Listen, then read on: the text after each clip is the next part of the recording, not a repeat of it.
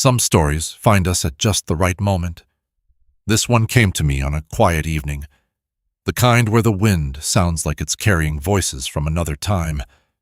It's about a woman who carried more than luggage across the frontier, about a man who asked no questions when questions might have saved him trouble, and about a town that learned the hard way what happens when fear meets desperation. I think you'll recognize something in these people: the stubborn pride, the quiet courage, the way folks used to be before the world got so complicated. The trunk lid popped open on a rough bump. Steel glinted in the Arizona sun just for a second. Eliza slammed it shut. The brass lock caught her finger. Blood welled up, dark against her pale skin. She didn't flinch. The man beside her, Matthew. She remembered from the letters, turned his head. His eyes dropped to her hand, to the red line spreading across her knuckle. He said nothing. The buckboard creaked forward. Dust swallowed the main street of Copper Vein, Arizona territory. The stagecoach that had brought her here was already turning back east. Too late now. Eliza pressed her bleeding finger against her skirt. What mattered was the trunk between them, locked again. Silent, heavy with everything she'd sworn to leave behind. Matthew pointed toward the horizon. That's the ranch. A single lamp burned in the window. Someone had left it on all day. From the data we've received, 60% of our viewers haven't subscribed yet. If this story speaks to you, if you remember a time when folks carried their secrets close, we'd be grateful for your support. Subscribe, and we'll keep bringing you stories that matter. The handle of the copper kettle burned through the thin cloth. Eliza jerked her hand back. Coffee splashed across the cast-iron stovetop. Hissing. Matthew reached past her. He wrapped a wet rag around the handle, already damp, already waiting, and poured 2 cups without a word. Trick is to keep it ready, he said. Stove don't forgive. Their fingers brushed when he handed her the cup. She pulled back too fast. Saturday. The church basement smelled of wool and old wood. 10 women sat around the quilting frame, needles flashing in the lamplight. Eliza kept her head down. Her stitches ran straight and even too even.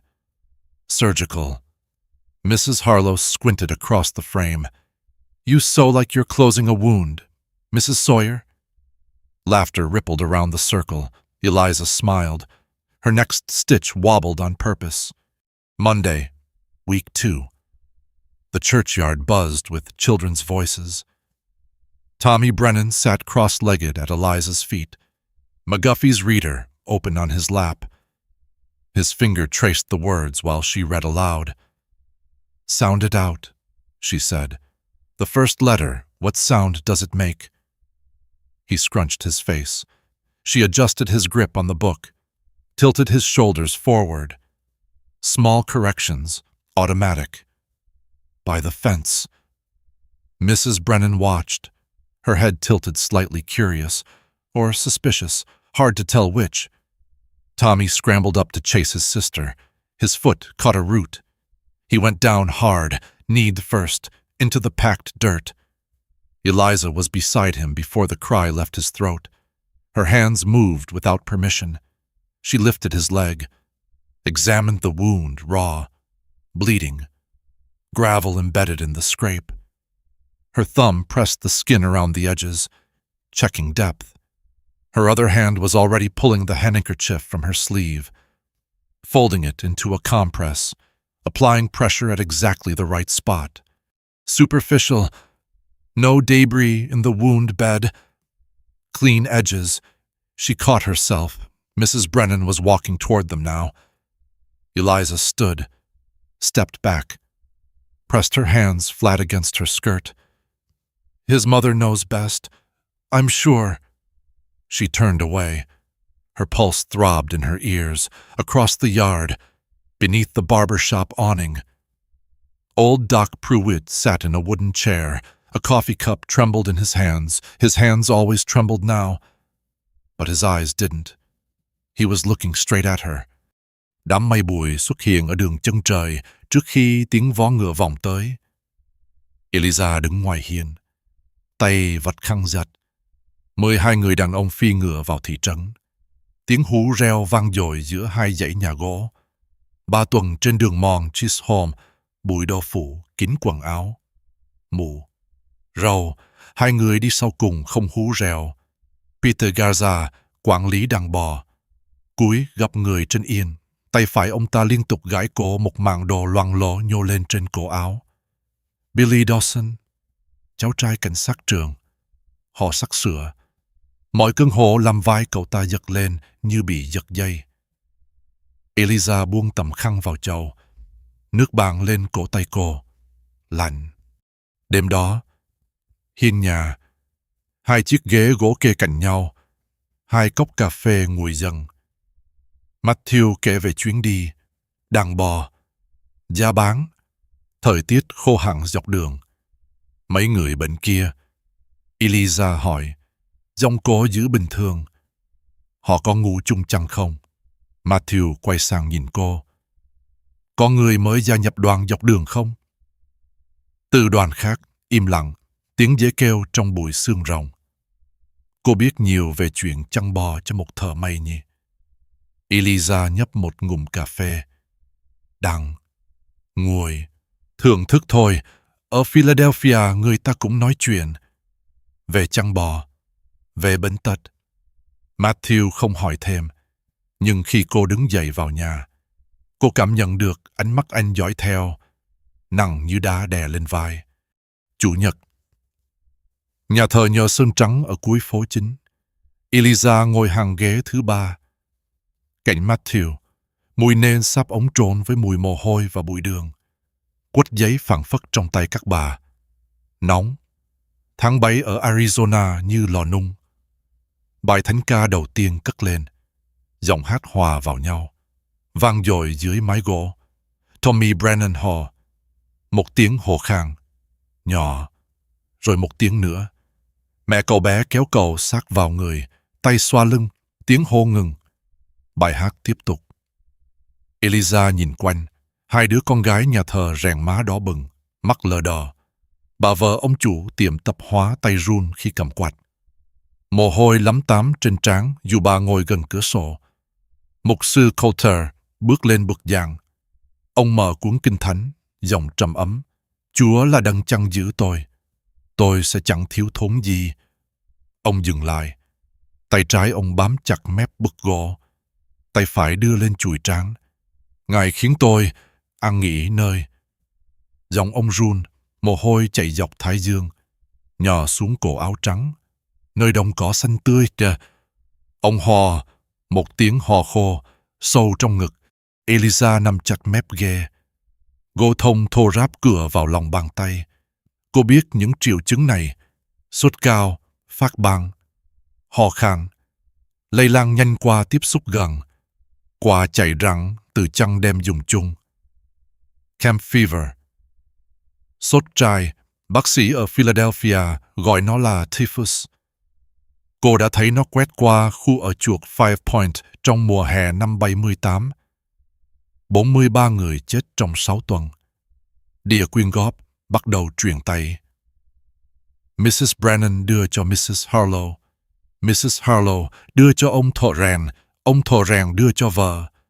Vợ ông đưa cho con gái đứa con gái má đỏ. Mặt lờ đờ. Tay chạm tay, tay chạm tay, tay chạm tay. Đĩa bạc đến tay ông Doc Prewitt. Ông già cầm lấy. Dừng lại. Đôi tay run rẩy của ông giữ chặt mép đĩa. Nhưng mắt ông đôi mắt ấy vẫn sắc như dao quét qua hỏi chúng. Dừng lại ở Tommy Brennan.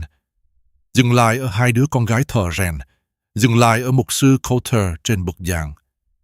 Đang cố gắng đọc tiếp đoạn thị thiền bằng dòng ngày càng yếu. Rồi ông nhìn thẳng vào Eliza. Cô không quay đi. Không thể quay đi. Trong ánh mắt ông già, cô nhìn thấy điều cô đang cố chôn giấu sự nhận ra. Không phải nghi ngờ, nhận ra. Ông biết cô đang thấy gì. Ông biết cô hiểu. Và ông đang hỏi không bằng lời. Chỉ bằng ánh mắt cô định làm gì với điều cô biết. Eliza nuốt nước bọt. Cổ họng khô như cát. Đĩa quyên góp tiếp tục truyền đi. Ông Doc Prewitt đưa cho Matthew. Matthew bỏ vào vài đồng xu. Đưa cho Eliza. Cô cầm lấy. Kim loại lạnh trong tay. Bao nhiêu bàn tay đã chạm vào đĩa này sáng nay, bao nhiêu trong số đó đã sổ lên mặt. Dụi mắt. Đưa lên miệng, cô truyền đĩa cho người phía sau. Không nhìn lại, mục sư Coulter kết thúc bài giảng bằng một lời cầu nguyện ngắn. Giống ông như soi cổ vào nhau. Khi ông nói, Amen, tiếng hò bật ra lần này không kìm được. Hỏi chúng đứng dậy, tiếng ghế kéo, tiếng chân bước, tiếng trẻ con gọi nhau. Eliza bước ra ngoài nắng, ánh sáng chói chẳng làm cô nheo mắt. Matthew đi bên cạnh, im lặng. Cô ổn không? Anh hỏi. Mặt cô trắng bệch. Nóng quá. Cô đáp. Chỉ vậy thôi. Phía trước, Miss Brennan dắt Tommy về nhà. Cậu bé hò liên tục, vai rung lên từng đợt. Bà ôm cậu sát vào người, môi hôn lên tóc cậu. Tay chạm tay, môi chấm tóc, hơi thở chậm hơi thở. Eliza đứng nhìn, móng tay cô cầm sâu vào lòng bàn tay đến mức in hẳn những vết lưỡi liềm đỏ. Cô có thể nói, ngay bây giờ, cảnh báo hò, nhưng nói gì? Tôi là bác sĩ, tôi biết đây là dịch bệnh. Rồi sau câu hỏi sẽ đến, cô từ đâu? Tại sao chạy trốn, tại sao nói dối? Cái tên Marcus Whitley sẽ theo cô đến tận đây, đến tận vùng sa mạc khô cằn này, và rồi cô sẽ lại mất tất cả. Một lần nữa, Tommy Brennan biến mất sau khúc quanh con đường đất. Tiếng hò của cậu vẫn vọng lại. Xa dần, xa dần. Eliza đứng im dưới nắng, mồ hôi chảy dọc sống lưng. 3 ngày nữa. Cô nghĩ, nếu đây là typhus, 3 ngày nữa thị trấn này sẽ biết. Nhưng ông Doc Prewitt đã biết, và ông đang đợi xem cô chọn gì. Quán rượu đông nghẹt người, khói thuốc lá cuốn dưới trần gỗ thấp, trộn lẫn với mùi mồ hôi và whisky rẻ tiền. Đèn dầu hoa treo trên tường tỏa ánh sáng vàng đực. Lung linh mỗi khi có người đẩy cửa ra vào. Eliza đứng sát tường phía sau. Cạnh cánh cửa hầu, Matthew ở phía trước, giữa đám đàn ông đang chen chúc quanh quầy bar. Cảnh sát trưởng Dawson đập tay xuống mắt quay, tiếng gỗ vàng như súng nỏ. Im lặng, tất cả im lặng. Tiếng ồn giảm xuống, nhưng không dứt hẳn. Những tiếng xì xào vẫn bò quanh phòng như chuột trong vách. 12 người đang nằm liệt. Dawson nói, giọng khàn đặc. Peter Garza, Billy cháu tôi, 2 đứa con gái nhà Thompson, 4 đứa nhà Brennan. Đột hết đi. Một dòng đàn ông cất ngang. Eliza nhận ra Jensen, chủ trang trại phía Bắc. Quần áo, chăn đệm, cả căn nhà nếu cần, dịch bệnh lây qua đồ đạc. Ông không đốt cái gì cả. Dawson gầm lên, chưa biết mình đang chiến đấu với cái gì, thì đốt cái gì. Bác sĩ gần nhất ở Tucson. Ai đó nói, 4 ngày đường. Người bệnh không cho được 4 ngày. Tiếng xì xào nổi lên. 4 ngày. 4 ngày. Lôi thì thầm lang như lửa cháy cổ khô. Eliza ép lưng vào tường. Gỗ thô của qua lớp vải áo mỏng. Doc Prewitt. Giọng Matthew cất lên. Rõ ràng giữa đám đông. Mọi người quay lại. Ông Prewitt nghỉ hưu 10 năm rồi. Nhưng ông từng là bác sĩ. Ông có thể giúp được gì không? Im lặng. Mọi ánh mắt hướng về phía góc phòng. Ông già ngồi trên chiếc ghế gỗ. Tách cà phê nguội trên bàn trước mắt. Ông đặt tay lên thành ghế. Từ từ đứng dậy.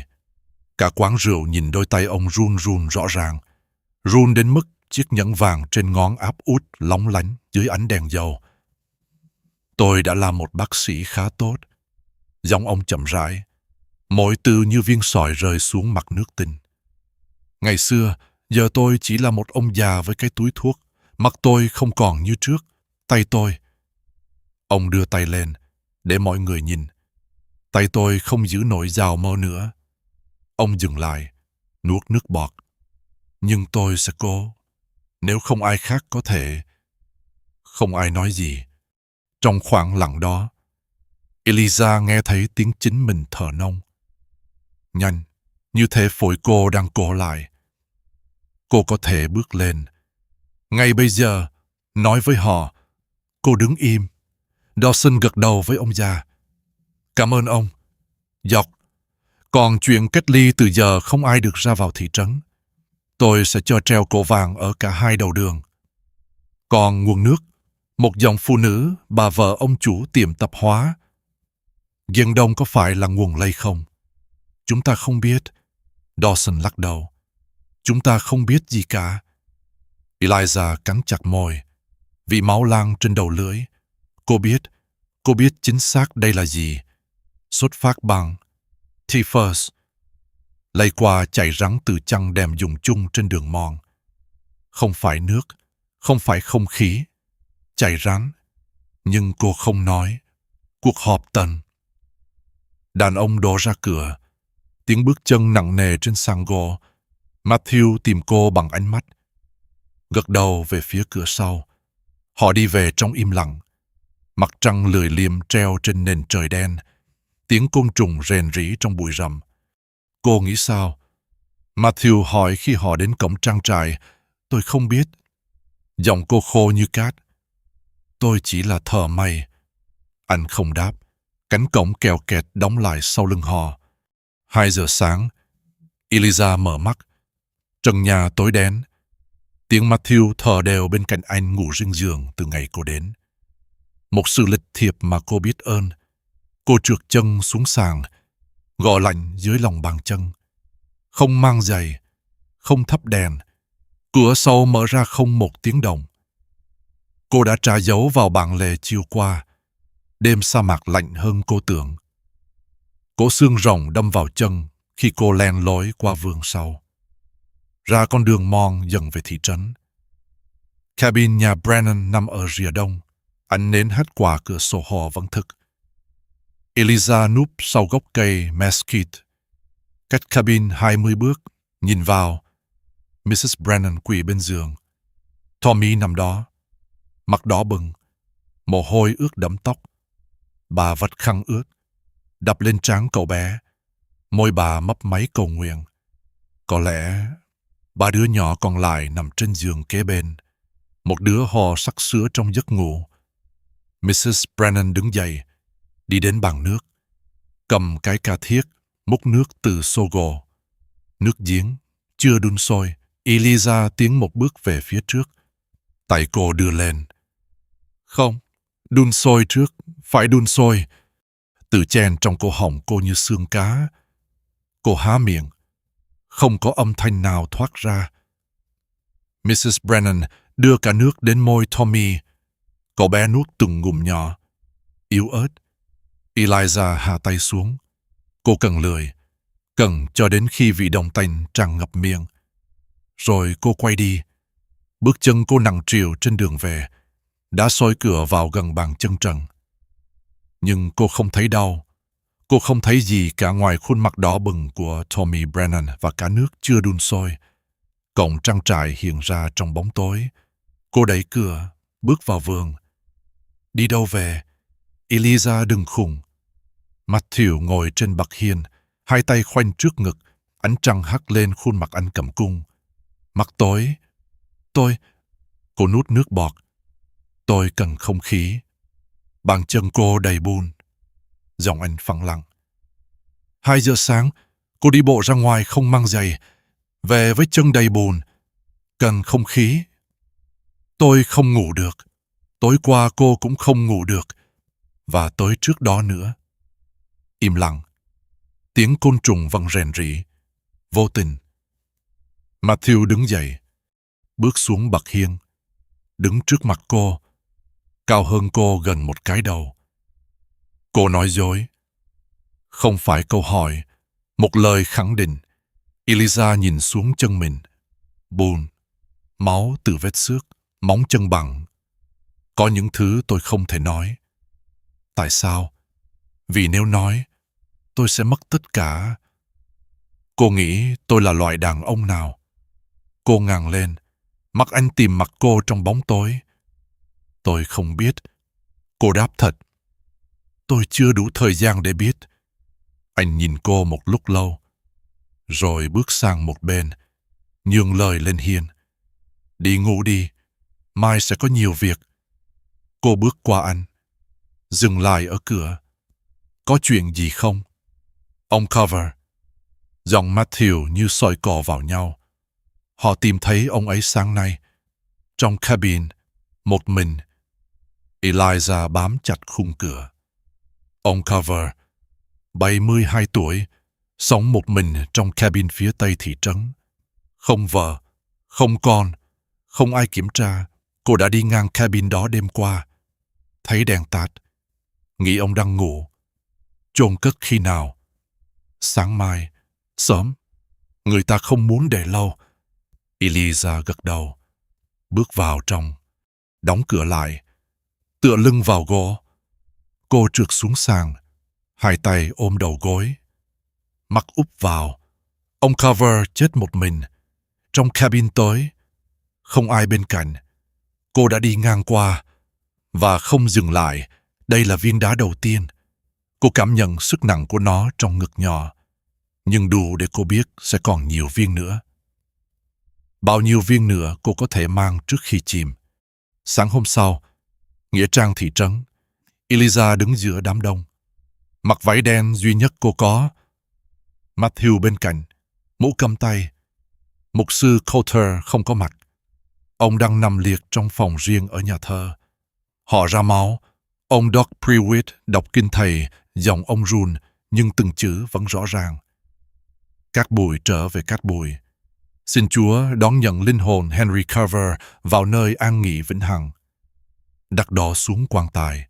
Tiếng gỗ đực. Nặng nề. Mrs. Harlow đứng cạnh Eliza. Mặt bà đỏ, nhưng không khóc. Ông ấy là người tốt. Bà nói nhỏ. Sống một mình 30 năm sau khi vỏ mắt. Không phiền ai. Chết cũng không phiền ai. Eliza không đáp. Bà quay sang nhìn cô.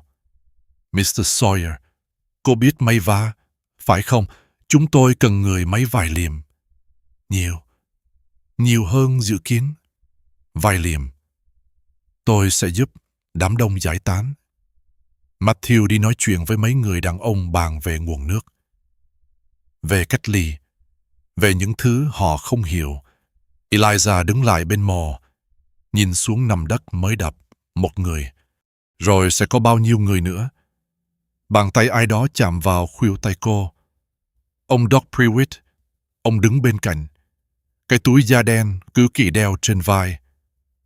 Cô Sawyer, ông nói, giọng thấp. Hay nên gọi là bác sĩ Sawyer. Máu trong người cô đông lại. The scream cut through the night like a blade. Eliza's eyes snapped open. Darkness. The ceiling beams of the ranch house. Another scream high. Raw. Coming from the east, the Brennan cabin. She was out of bed before her mind caught up. Bare feet hit the wooden floor. Cold. She didn't stop for shoes, didn't stop for a shawl. The door was already open. When had she opened it? And then she was running. Rocks bit into her soles. Cactus spines. She didn't feel them. The screaming continued, threading through the darkness like a wire pulled taut. A woman's voice. Mrs. Brennan. The cabin door hung open. Yellow candlelight spilling across the packed dirt yard. Eliza's nightgown caught on a mesquite branch. She tore free, fabric ripping, and kept running. 3 candles burned inside. Guttering low, shadows danced on the walls. The smell hit her first sweat. Vomit. Something sour and wrong. Tommy lay on the narrow bed. His small body curved backward like a drawn bow. His spine arched. His eyes had rolled back, showing only white. Foam flecked his lips, pink tinged. His arms jerked in sharp spasms, elbows cracking against the wooden headboard. Mrs. Brennan knelt beside him, hands clamped on his shoulders, trying to hold him still. "Tommy, Tommy, wake up." Her voice cracked. "He's dying, Lord in heaven, he's dying. Move." The word came out of Eliza's mouth before she knew she was speaking. Low, flat, a voice she hadn't used in 2 years. Mrs. Brennan didn't move. Her fingers dug into Tommy's shoulders, knuckles white. "Move. Now." Eliza grabbed the woman's wrists and pulled them away. Not gently, not asking. She pushed Mrs. Brennan aside. The woman stumbled, caught herself on the wall, and took her place beside the bed. Tommy's body continued to convulse. Eliza's hands moved without hesitation. She rolled him onto his side, one palm flat against his chest, the other cradling the back of his head. If he vomited now, he'd choke. Aspiration. The words surfaced from somewhere deep a lecture hall. A textbook. 100 patients she'd treated in another life. "Water," she said. "Cold water. The bucket by the door, and clean cloths. Whatever you have." Mrs. Brennan stared at her, eyes wild, uncomprehending. "Now." The woman scrambled to obey. Eliza counted seconds. The convulsions were slowing. She could feel it in the rhythm of his muscles. The intervals between spasms lengthening. 20 seconds, 30. His back began to uncurl. "That's it." She kept her voice low, steady, clinical. "Fight through it. You're stronger than this." Mrs. Brennan returned with a bucket, water sloshing over the rim. Her hands shook so badly that half of it splashed onto the floor before she set it down. Eliza grabbed a cloth from the pile in Mrs. Brennan's arms, rough cotton. Not clean, but clean enough, and plunged it into the bucket. Ice cold. Good. She wrung it out and pressed it to Tommy's forehead, then his neck, then under his arms. The body's cooling points. Reduce the fever that had triggered the seizure in the first place. "Lift his feet," she ordered. "Higher than his head. Use the pillow." Mrs. Brennan obeyed without question. Tommy's convulsions stopped. His body went limp, muscles releasing all at once. Eliza caught him before he rolled off the bed, repositioned him, checked that his airway was clear. His chest rose and fell, shallow but steady. She pressed 2 fingers to the side of his throat. Pulse rapid, too rapid, but present, strong enough. "Respiration stabilizing," she murmured. Pulse elevated but consistent. She wasn't talking to Mrs. Brennan. She was talking to herself, the way she used to talk during rounds at the hospital, narrating observations so she wouldn't miss anything, old habits. Muscle memory. The doctor surfacing through the cracks of the seamstress. She applied a fresh, cold compress to Tommy's forehead. His skin was still hot, too hot. But the crisis had passed. For now, Mrs. Brennan slid down the wall, her legs giving out beneath her. She sat on the floor, skirts pooled around her, face blank with shock. The sobs came a moment later, silent at first, then building into great heaving gasps. Eliza didn't comfort her. There wasn't time. She checked Tommy's breathing again, adjusted his position, felt along his jaw for signs of swelling or injury from the convulsions. "He'll live." The words came out flat, a diagnosis, not a reassurance. Mrs. Brennan looked up. Tears streaked her cheeks, cutting channels through the grime of exhaustion. What did you? Eliza stood. Her knees ached. She'd been kneeling longer than she realized. Her hands trembled, not from fear but from something else, from restraint, from the effort of holding back for so long, and then not holding back at all. She turned toward the door. Matthew stood in the doorway. Mud caked his boots. His shirt was half-buttoned, thrown on in haste. He'd run too, she could see it in the sweat on his brow, the way his chest heaved. He was looking at her hands. She followed his gaze. Her fingers were steady now, perfectly still, the hands of a surgeon, the hands that had betrayed her. "You ain't no seamstress." His voice was quiet, not angry, not accusatory, just stating a fact, the way he might observe that the sky was blue or the well was dry. Eliza met his eyes. The candlelight threw half his face into shadow. No. She walked past him, out into the night. The cold air hit her sweat-damp skin and she shivered. But she didn't stop. Her feet found the path back to the ranch. She could feel the blood now, the cuts from rocks and cactus spines, but the pain seemed far away, belonging to someone else. Matthew's footsteps followed, heavy, even. He didn't speak. They walked through the darkness, past the mesquite trees, past the cactus field, past the fence line of their small ranch. The lamp still burned in the kitchen window, the one he'd lit hours ago before bed. At the porch steps. Eliza stopped, turned. Matthew stood below her, looking up. The moonlight caught his face now, the hard line of his jaw, the weathered skin, the eyes that gave nothing away. "We'll talk in the morning," he said, "when the sun's up." Not a question, a statement. Eliza nodded. She went inside, closed the door, leaned against it, feeling the solid wood against her back, and looked down at her feet. Blood smeared the floorboards, her blood, from a dozen small wounds she'd collected on the run to the Brennan cabin. She'd deal with them tomorrow. Everything would have to wait for tomorrow. In the darkness. She found her way to the corner where the trunk sat. The brass lock gleamed faintly. She touched it, cold metal. Familiar weight. The lock was still closed. The trunk was still shut. But it didn't matter anymore. The secret wasn't inside the trunk. The secret was her hands. And Matthew had seen them. By morning. Mrs. Brennan would remember.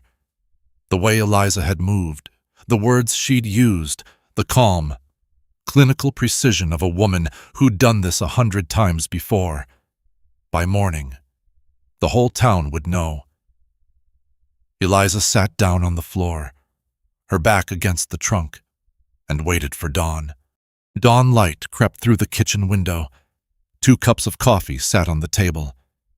Steam rising, untouched, Eliza stood by the stove, then sat, then stood again. Her feet throbbed. Matthew had cleaned them while she sat at this same table an hour ago, picking out cactus spines and gravel with tweezers, wrapping the worst cuts in clean cloth. He hadn't asked questions then. He was asking now. "Say it." His voice was low, steady. He sat across from her, forearms flat on the table, waiting. "Whatever it is, just say it." Eliza gripped the back of the chair. The wood was smooth under her palms, worn by years of hands before hers. "Everything I told you." The words scraped her throat like sound. The sewing, the school teaching, all of it. Horse shit. Most of it. She forced herself to meet his eyes. Not the wanting a new life. That part was true. Matthew didn't move, didn't blink, just waited. Eliza sat down. Her legs wouldn't hold her anymore. "Philadelphia," she began. "The Women's Medical College of Pennsylvania, class of 1876. I was one of 3 women who finished that year." She watched his face for a reaction. There was none. My father was a doctor. He taught me before I ever set foot in a classroom how to read a pulse, how to set a bone, how to stitch a wound so it wouldn't scar. When I told him I wanted to go to medical school, he didn't laugh. He paid the tuition himself. The coffee was cooling. Neither of them reached for it. I graduated. I practiced. 5 years at Philadelphia General, working in the indigent ward women. Mostly children. People nobody else wanted to treat. She paused, drew a breath. I was good at it. What happened?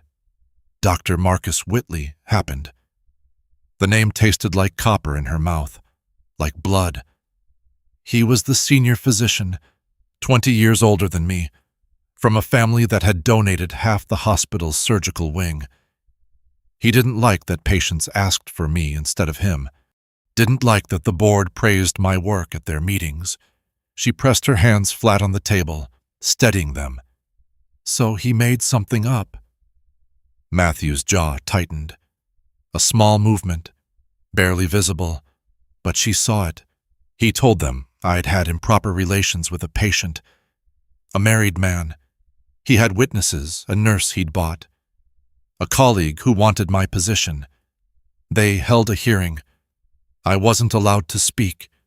They read the accusations, read the testimony, and asked for my resignation. Just like that. Just like that. Eliza's voice cracked. She swallowed, forced it steady again. My name was in the newspaper the next morning. Female physician in disgrace. They printed every detail Whitley had invented. The kitchen was silent, except for the ticking of the clock on the shelf. A fly buzzed against the window glass. My father believed me, she said. He was the only one.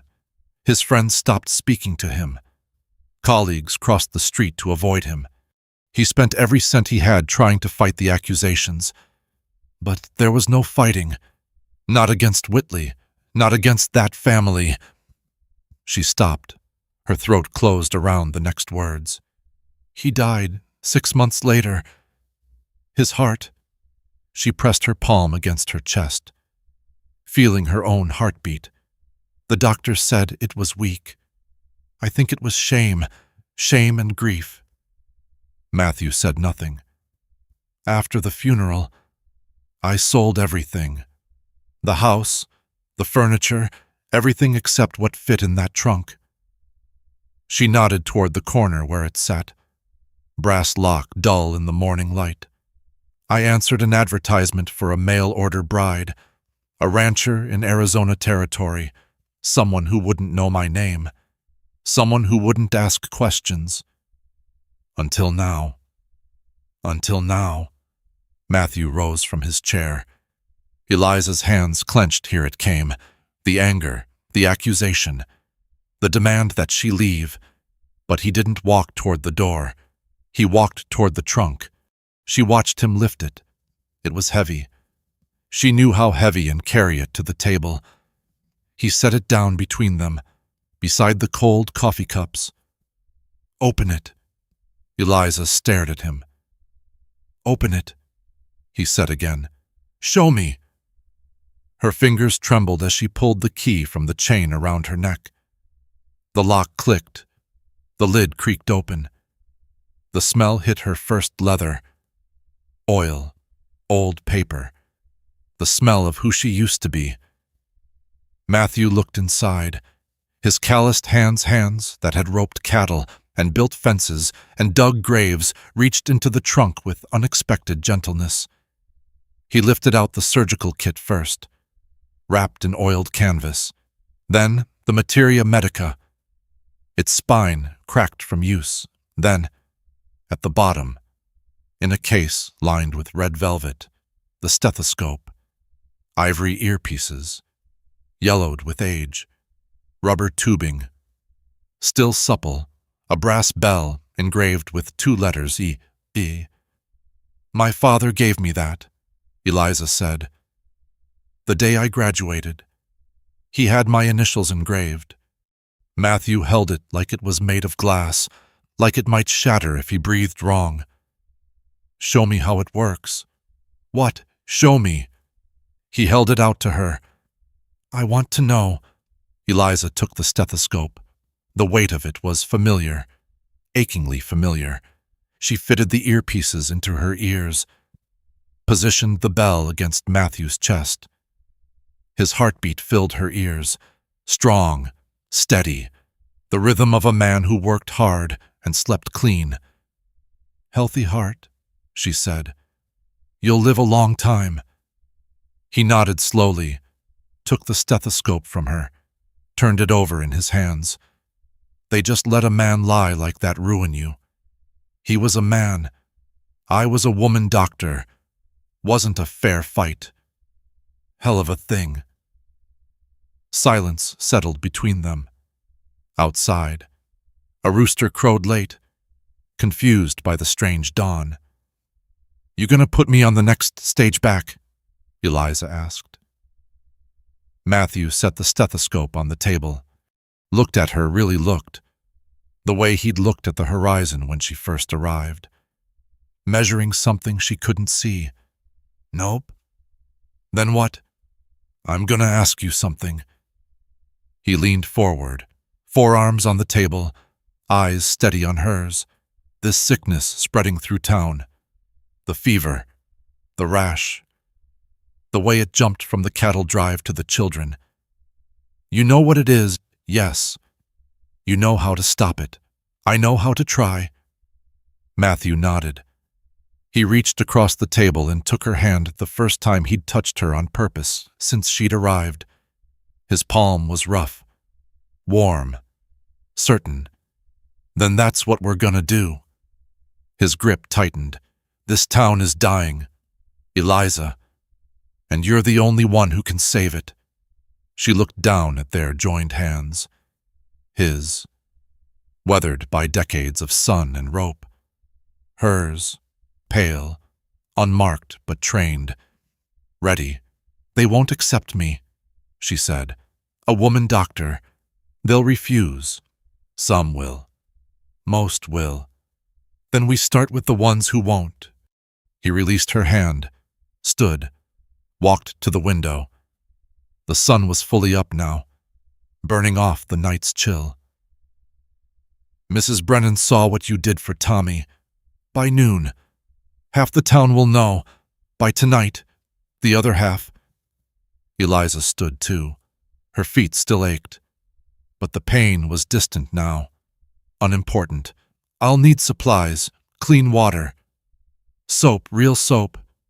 Not the lye they use for laundry. And I need to talk to Doc Pruitt." "Why Pruitt?" "Because he already knows." She picked up the stethoscope, hung it around her neck. The weight of it settled against her chest like an old friend. "He's known since the day I arrived." Matthew turned from the window. His eyebrows rose. "Then why didn't he say anything?" Eliza walked toward the door, toward the daylight, toward whatever came next. "That's exactly what I intend to find out." The saloon fell silent when Matthew climbed onto the chair. 40 faces turned toward him. Men in work-stained shirts, women clutching shawls, the air thick with tobacco smoke and fear. Eliza stood near the back door, her spine pressed against the rough wooden wall. "My wife is a doctor." The words dropped into the room like stones into still water. Ripples of murmuring spread outward. "A real one," Matthew continued. His neck flushed red. He wasn't a man who made speeches, but his voice held steady. "Trained back east, at a proper medical college. She's been hiding it because some men ruined her name with lies. But she can help, if you'll let her." Sheriff Dawson shoved to his feet. His chair crashed backward. "A woman doctor." His voice cracked through the room. "You're joking. Sawyer, tell me you're joking." "I ain't. No woman's touching my kin." Dawson's hand slashed through the air. "It ain't natural. It ain't right. The Bible says, The Bible don't say nothing about doctoring, Tom. Doc Pruitt's voice cut through, thin but sharp. The old man rose slowly from his corner seat, one hand gripping his cane. I've watched her hands, watched her work. She's got better skills than I ever had. He paused, drew a rattling breath. And I ain't too proud to say it. Mrs. Harlow stood, her wool shawl drawn tight. Unseemly, that's what it is. A woman examining men's bodies, touching their bare skin. She shook her head. There's decency to consider. There's people dying to consider, Matthew shot back. Mayor Whitfield sat at the front table, silent. His wife tugged his sleeve, whispering something urgent. He shook her off without looking at her. We'll vote, he said finally. His voice was flat, official. All in favor of allowing Mrs. Sawyer to practice medicine in Coppervane. Silence. Eliza scanned the room. Doc Pruitt's hand was raised, Mrs. Brennan's trembling but visible. 2 more young mothers with sick children at home. 4 hands out of 40 people. All opposed. A forest of arms rose. Whitfield nodded. Motion denied. This meeting is adjourned. The crowd dispersed, flowing around Eliza like water around a stone. No one looked at her. No one spoke to her. She might as well have been furniture. Matthew reached her side, his jaw tight. I'm sorry. You tried. It wasn't enough. No. She watched the last stragglers file out into the evening. It wasn't. The knock came at midnight. Eliza sat up in the darkness, instantly awake. Matthew was already at the window, peering through the gap in the curtains. Someone's out there, he said. The knock came again, not demanding, but desperate. The sound of knuckles hitting wood, over and over, without rhythm. Eliza rose. Her bare feet found the cold floor. She crossed to the door and opened it. Mrs. Whitfield stood on the porch. The mayor's wife, the woman who'd sat silent in the meeting, who'd tugged her husband's sleeve and been shaken off, stood in the mud that had collected from the afternoon rain. Her silk shawl hung askew, dragged through the dirt. Her hair had fallen from its pins, gray strands plastered to her wet cheeks. She'd walked here, Eliza realized, walked through the fields in the dark, through the mud, through whatever pride she'd once possessed, and she was on her knees, mud soaked through her skirts, black and thick, spreading up the fine wool, her hands pressed together in front of her chest, not folded in prayer, but clasped tight, white-knuckled, as if holding herself together by force. My daughter. Her voice was a ragged whisper. Abigail. She's burning up. She doesn't know who I am anymore. Mrs. Whitfield. I'll do anything. The words tumbled out, raw and broken. I'll scrub your floors. I'll wash your clothes. I'll tell the whole town I was wrong. I'll stand in the church and... Her voice cracked. Tears cut channels through the grime on her face. Please, I'll do anything. Just save my child. Eliza looked down at her. This woman who'd sat silent while her husband dismissed Eliza, who'd whispered but hadn't spoken, who'd had every opportunity to stand up and hadn't. And now she knelt in the mud, dignity stripped away, begging like a pauper. Behind Mrs. Whitfield, the darkness moved. 3 more figures emerged from the shadows at the edge of the porch light. Mrs. Brennan, still wearing her apron. The blacksmith's mother, leaning on a walking stick. And Eliza's breath caught Mrs. Dawson. The sheriff's wife, the woman whose husband had sworn no woman would touch his kin. They stood in the rain that had started to fall, waiting. None of them on their knees, but none of them proud either. How many? Eliza asked. Mrs. Brennan answered, My 3 others, all fever now. The blacksmith's mother, My daughter-in-law, and both grandchildren. Mrs. Dawson's voice was barely audible. Billy, my husband's nephew. He can't breathe. Eliza stepped off the porch. The mud squelched under her bare feet, cold and thick. She reached down and took Mrs. Whitfield's hands. Stand up. The woman looked up, eyes red and swollen. Stand up, Eliza repeated. You don't kneel to me. You don't kneel to anyone. She pulled the mayor's wife to her feet. The woman swayed, unsteady, but Eliza held her until she found her balance. Matthew. He was already behind her. I'll hitch the wagon. No time. Eliza looked at the 4 women. We go now, on foot. Bring me to whoever's worst. Dawn found Eliza at the kitchen table of the Whitfield house, pressing a cold compress to Abigail's forehead. 12 years old, burning with fever. The rash had spread across her chest and down her arms, the distinctive pattern of typhus. By mid-morning, she'd seen Billy Dawson, 17, struggling to breathe, his lungs rattled with each inhale. Eliza elevated his head, opened the window, taught Mrs. Dawson how to make a steam tent with boiling water and a sheet. By noon, word had spread. Eliza stood on the porch of the Sawyer Ranch and looked out at the line forming on the road. 10 people, 12. More coming down the path from town. Mrs. Harlow stood near the back, a bundle in her arms. She didn't meet Eliza's eyes. What do you need?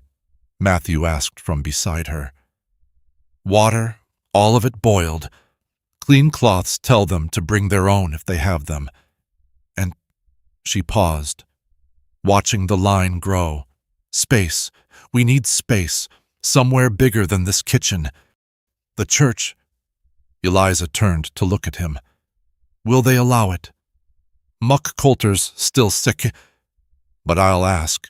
He reached for his hat. And if they won't allow it, I'll ask again. Louder. He was down the steps and heading for town before she could respond.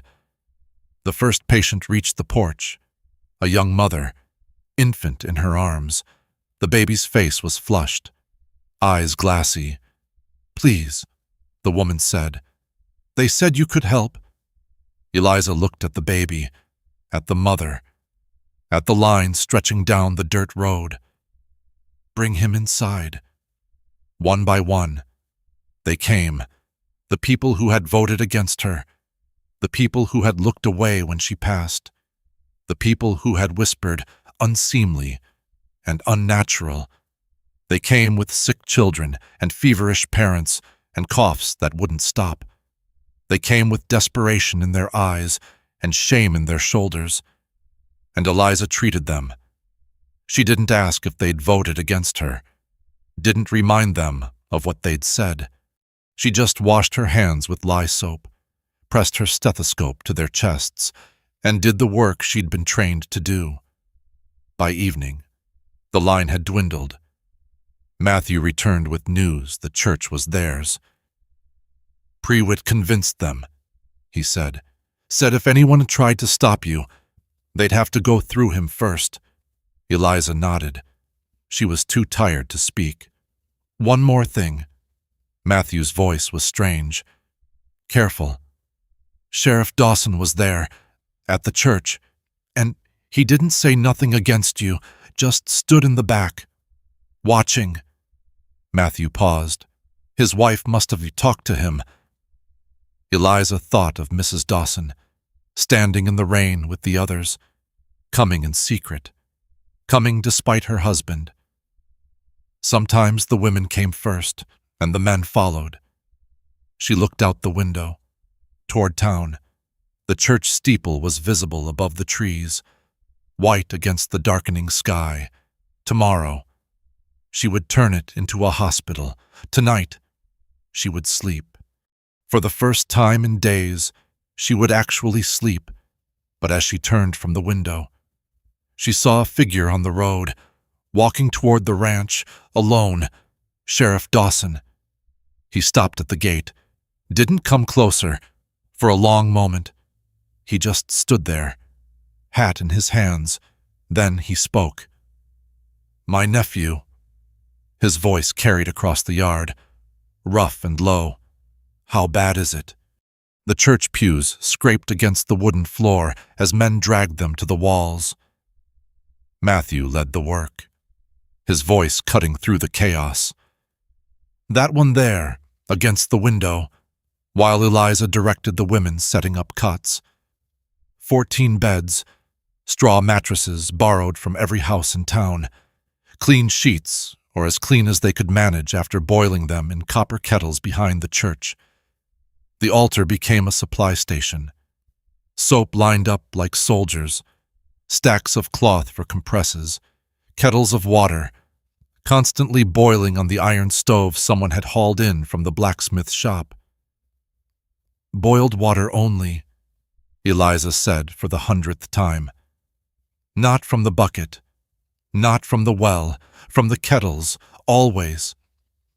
Mrs. Brennan nodded, repeating the instructions to herself. Mrs. Harlow stood nearby, sleeves rolled to her elbows, pale forearms exposed for the first time anyone could remember. The first patient arrived before the last cot was in place. 3 days blurred into one long twilight. Eliza moved between beds, checking pulses, changing compresses, listening to lungs through her stethoscope. The brass bell was warm now. It never cooled, never left her neck. "Temperature's dropping here," she called out. "Keep the compresses coming." "Rising here," came the response from Mrs. Dawson, stationed at Billy's bedside. "He's burning up again." Eliza crossed the room. Billy Dawson lay pale and sweating, his 17-year-old body fighting a battle it might not win. She pressed her fingers to his throat, counting. Too fast, still too fast. "Ice," she said. "We need ice from the mercantile's cellar, and more cloths. The ones on his chest are already warm." Mrs. Dawson ran to comply. Somewhere behind Eliza, a child cried. Somewhere else, old Doc Pruitt's voice murmured comfort to a dying man. She moved to the next bed, and the next, and the next. The first death came on Monday night. Mrs. Morrison, 80 years old, had been fading since they brought her in. Her breathing had grown shallow, then sporadic, then still. Eliza was holding her hand when it happened, the last exhale. The sudden absence, the way the room seemed to shift around the empty space. Doc Pruitt closed the old woman's eyes. "Go easy, Martha," he whispered.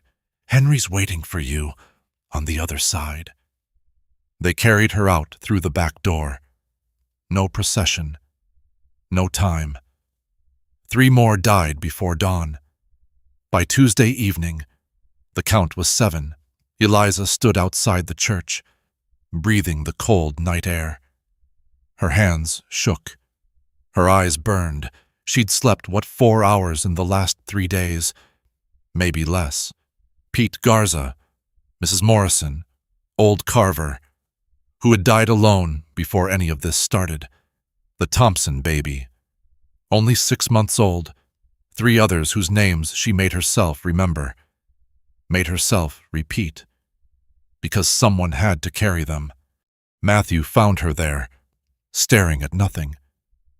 "You need to sleep." "I can't." "You will." He took her arm, gentle but firm. 2 hours, I'll watch them myself." "You don't know what to. Mrs. Brennan knows. Doc Pruitt knows. You trained them well enough." He steered her toward the vestry, the small room behind the altar where the minister kept his robes. 2 hours, I'll wake you if anything changes." She wanted to argue, Her mouth opened to form the words, but her legs gave out first. Matthew caught her, carried her the last few steps to the narrow bench in the vestry, laid her down like she weighed nothing. Sleep. She was unconscious before he finished the word. The dream came in fragments, her father's hands guiding hers over a surgical patient. Slow, Eliza. Careful, the artery's right there. She was 18, watching her first operation. Trying not to faint, her father's voice anchored her. Then she was in the lecture hall at the Women's Medical College. Sunlight streaming through tall windows. Dr. Ann Preston stood at the podium, the first woman dean of any medical school in the country. "You will face opposition," she said. "You will face doubt. You will face men who believe you incapable. Let your work speak louder than their words." Then she was standing in the Philadelphia courtroom, the hearing room, watching Marcus Whitley smirk from behind his mahogany table, watching the board members refuse to meet her eyes, watching her career disappear like smoke. Then her father again, lying in his bed, face gray. "I believe you," he said. "I'll always believe you." His hand in hers, growing cold. "Eliza."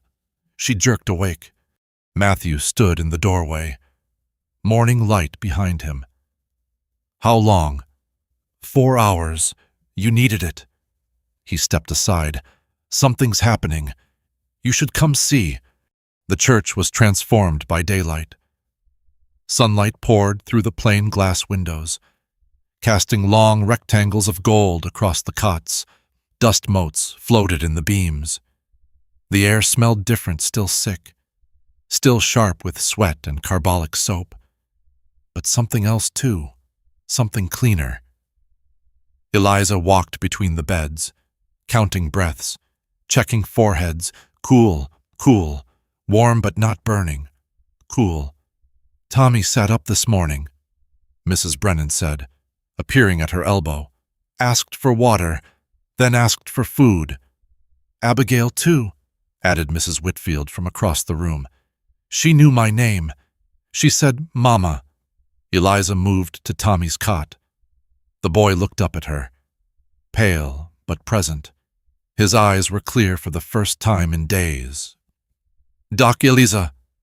His voice was thin, scratchy. "I'm hungry, hungry. The first hunger in 4 days. The fever had broken." She checked his pulse. Steady, slower than it had been. Healing. "Get him some broth," she said to Mrs. Brennan. "Warm, not hot. Small sips. If he keeps it down, more in an hour." She moved to the next bed, and the next, checking, counting, hoping. 12 patients still fighting. 3 critical, but the rest were coming back. Mrs. Harlow found her by the supply table, reorganizing bandages that didn't need reorganizing. "I owe you an apology." Eliza didn't look up. "You don't owe me anything." "I do." Mrs. Harlow's voice was rough. "I said things at the meeting about what's proper, what's seemly, about what women should and shouldn't do. A lot of people said things. I was the loudest." The older woman stepped closer, her hands twisted together, nervous and uncharacteristic. "I've been sewing for 40 years. Thought I knew something about needlework, about careful hands." She paused. "You undid everything I thought I knew in one night." Eliza finally looked at her. Mrs. Harlow's eyes were red from exhaustion, or something else. "You came when it mattered," Eliza said. "You've been here 3 days, doing work I couldn't do alone. That's what counts.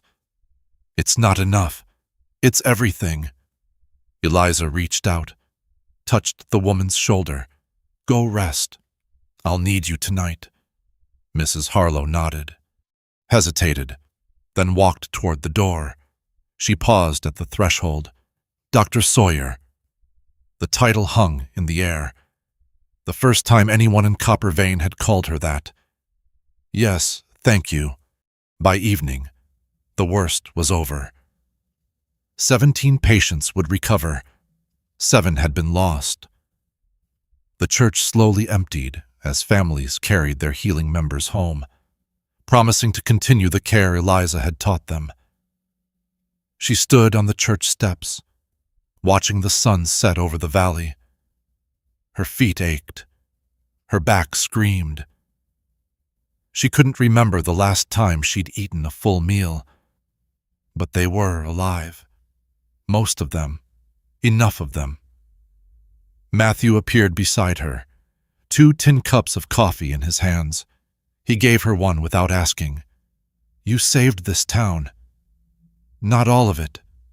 Enough of it. He sipped his coffee, looking out at the same sunset. More than anyone else could have. Eliza wrapped her hands around the warm cup. The heat seeped into her fingers, loosening muscles she hadn't realized were clenched. I need to write a letter, she said. To who? Philadelphia. The hospital. Marcus Whitley. She took a breath, not asking for anything. Just telling them I'm still here, still practicing, that they didn't destroy me. Matthew nodded slowly. Good. Let them choke on it. A laugh escaped her dry. Short, surprising, the first laugh in days. Sheriff Dawson emerged from the church behind them. He stopped on the steps, hat in hands. My nephew's awake, he said, asking for water, asking for his mother. He'll need rest, weeks of it, but he'll live. Dawson stood there a moment longer. His jaw worked, like he was chewing on words too tough to swallow. I was wrong, he said finally, about what I said at the meeting. Eliza looked at him. This hard man, this lawman who had declared no woman would touch his kin, standing on the church steps with his hat crushed in his fists, admitting defeat. You brought water, she said. You dug graves. You did what needed doing. It ain't enough. It's a start. He nodded, turned, walked down the steps and into the gathering dark. Matthew watched him go. Think he means it. I think he loves his nephew. Eliza drained the last of her coffee. That's enough for now. The church bells didn't ring. They hadn't rung since the epidemic began, but somewhere in the distance, a child laughed. The sound carried across the valley, bright and impossible. Tomorrow there would be funerals. Tomorrow there would be grief and questions and the long work of rebuilding. But tonight, for the first time since the cattle drive came home, Copper Vein was quiet. Eliza looked toward the cemetery at the edge of town. 7 new graves waited there, fresh dirt mounded in the twilight. She would visit them tomorrow, learn their names, carry their weight. But first, the mayor wants to see you, Matthew said. In the morning, something about a clinic, Sunday morning. The church was a church again.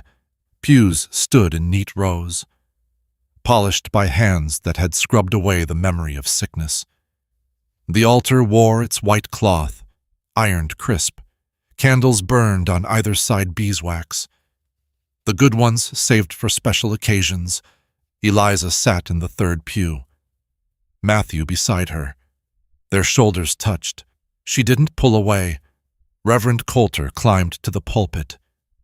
He was thinner than before, cheekbones sharp, collar loose around his neck, but his eyes were clear. He'd survived, barely. We gather today, he began, his voice still rough at the edges. Not as survivors, but as witnesses. The congregation shifted. Coughs echoed in the silence, nervous coughs. Not sick ones. A child whispered and was hushed. Witnesses to what faith can do. What stubbornness can do. Coulter paused, his gaze sweeping across the pews. It stopped on Eliza. What one woman's courage can do. Heat rose to her cheeks. She looked down at her hands, folded in her lap. The hymn began. Amazing grace, Coulter's voice cracked on the high notes, that saved a wretch like me. But no one minded. Voices joined in, rough and untrained, filling the small church with shund. The harmony wasn't pretty. It was real. Eliza didn't sing. She listened. Let the music wash over her, through her, beside her.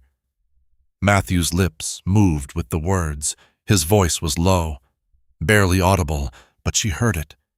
She'd never heard him sing before. When the hymn ended, Coulter bowed his head. Lord, we thank you for those who remain. We grieve for those who've gone ahead. Give us strength to rebuild what was broken. Give us wisdom to remember what we've learned. Amen. The congregation murmured, Amen. Monday. The town hall smelled of dust and old paper. 6 chairs lined one side of the oak table. The town council, such as it was. Mayor Whitfield sat in the center, hat on the table before him. Sheriff Dawson to his left. The others were ranchers, shopkeepers, men who'd never thought much about medicine until medicine was all that stood between them and death. Eliza sat across from them. Matthew stood behind her chair, arms crossed. Whitfield cleared his throat. Dr. Sawyer. The title landed in the room like a stone dropped in still water. We owe you an apology. Whitfield's voice was flat, official, but his eyes told a different story. He couldn't quite meet hers. All of us do. What we said at that meeting, what we voted. He stopped, swallowed. We were wrong. Eliza waited. The town wants to build you a clinic. He pushed a piece of paper across the table, rough sketches, dimensions, a plot of land marked with an X, proper building, room for patients. Whatever supplies you need, we'll find a way. Where? That's the question. Whitfield glanced at the other council members. We've been discussing southwest corner of my land. Matthew's voice cut through. Near the main road. I'll give it to the town. Whitfield blinked. Give it, loan it, free and clear, until you can afford to buy it proper. Matthew shrugged. My wife needs somewhere to work. The council members exchanged glances. Dawson's jaw tightened, but he said nothing. That's generous, Whitfield said slowly. More than generous. It's practical. Eliza leaned forward. But I have conditions. Conditions. The clinic isn't enough.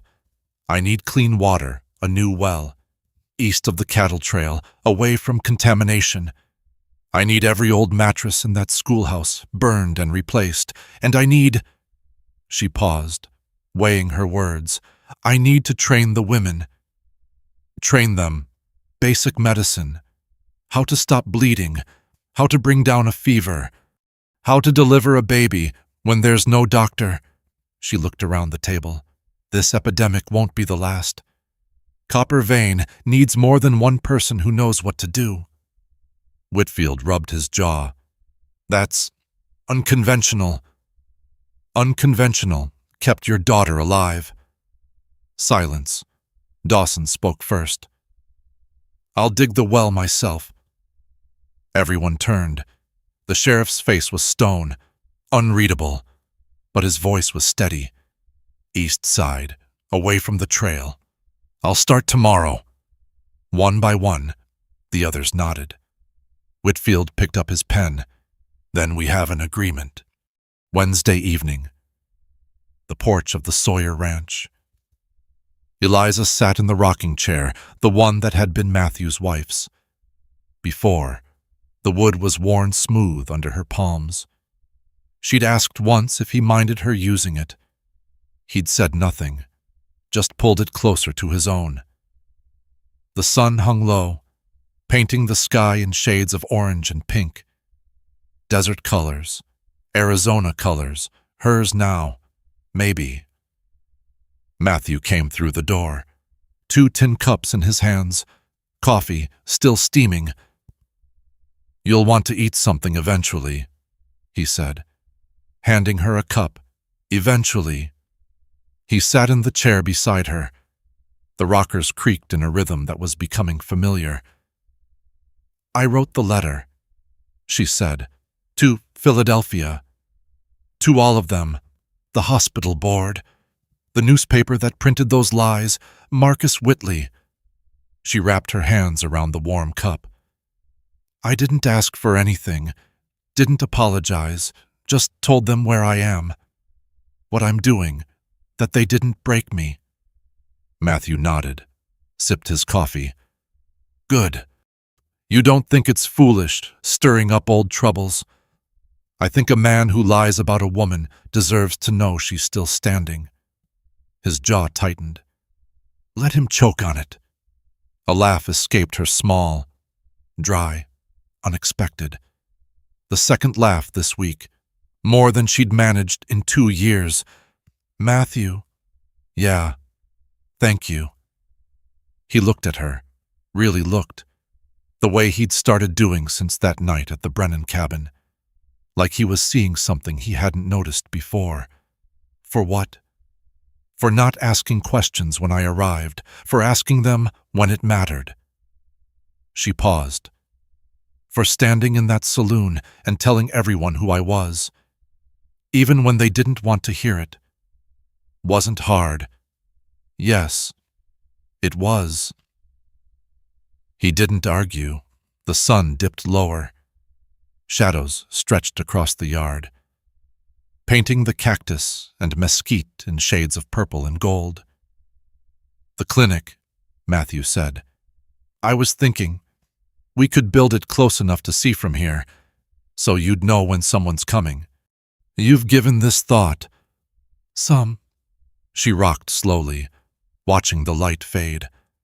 "I never expected this. Any of this." "Expected what?" "A place that felt like home." He was quiet for a long moment. When he spoke, his voice was rough. "You staying?"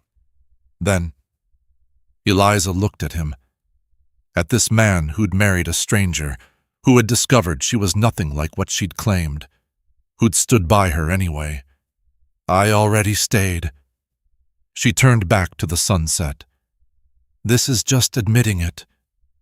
The sound of running feet broke the stillness. Tommy Brennan burst through the gate, red-faced and grinning. A fistful of wild flowers clutched in his hands, Indian paintbrush, yellow daisies, something purple Eliza didn't recognize. Doc Eliza. He scrambled up the porch steps, nearly tripping. "I picked these. They're for you." He thrust the bouquet toward her, stems bent at odd angles, petals crushed, the most beautiful flowers she'd ever received. "Don't tell Ma," he added in a stage whisper. "She said stay out of her garden." Eliza took the flowers. Her throat tightened. "Your secret's safe with me." "Tommy." He beamed, then launched himself at her, arms wrapping around her waist, head pressing against her stomach. "Thank you for making me better." He mumbled into her dress. She put one hand on his head. His hair was soft, slightly damp with sweat from running, alive, healthy, because of her. "You made yourself better," she said. "I just helped." He pulled back, still grinning, and ran off before she could say anything else. His footsteps faded down the road, toward the Brennan cabin. Matthew reached over and took the flowers from her hands. "I'll get a jar." He went inside. She heard him moving in the kitchen, the clink of glass, the splash of water. The sun was nearly gone now. The first stars appeared, faint pinpricks in the darkening sky, one by one. Lamps flickered on across the valley, in cabins and farmhouses, in the town beyond the ridge, small flames against the coming night. Matthew returned with the flowers in a mason jar. He set them on the porch railing, where they'd catch the morning light. "You need anything else?" Eliza looked at the flowers, at the stars, at the lamp he'd left burning in the kitchen window. The same lamp that had been burning the day she arrived, the one he'd lit, hoping she'd come. "I have everything I need." He sat down again. They rocked in silence, watching the night settle over Copper Vein. The stethoscope hung inside the door. She'd put it there yesterday on the hook Matthew had hammered into the wall without being asked. Ready for the next knock, the next emergency, the next life to save. Dr. Eliza Sawyer. The name fit differently now. Not a weight to carry, not a secret to hide, just who she was. And this porch, this man, this town that had doubted her and needed her and finally, grudgingly, accepted her, this was home. The rocking chairs creaked in the darkness. Somewhere in the valley, a coyote called. Somewhere else, a child laughed. And Eliza Sawyer, who had run from everything she knew, sat still at last. Some stories leave a weight in the chest that's hard to name. Not quite sadness, not quite joy, something quieter than both, like the feeling after a long rain. When the air is clean, but the ground is still wet. Many of us have carried something we couldn't show, a skill we hid because the world wasn't ready, a truth we kept folded away in the bottom drawer, waiting for the right moment that never seemed to come. Perhaps you've known what it's like to be capable of more than anyone expected and to stay silent anyway, because silence felt safer than the cost of being seen. We don't always get to open the trunk. We don't always find a Matthew who asks the right questions at the right time. Some secrets stay locked, and that's allowed too. Not everything needs to be resolved. Some things just need to be carried a little longer until we're ready to set them down. It's all right to let this story rest now. Thank you for staying until the last lamp was lit. Thank you for listening.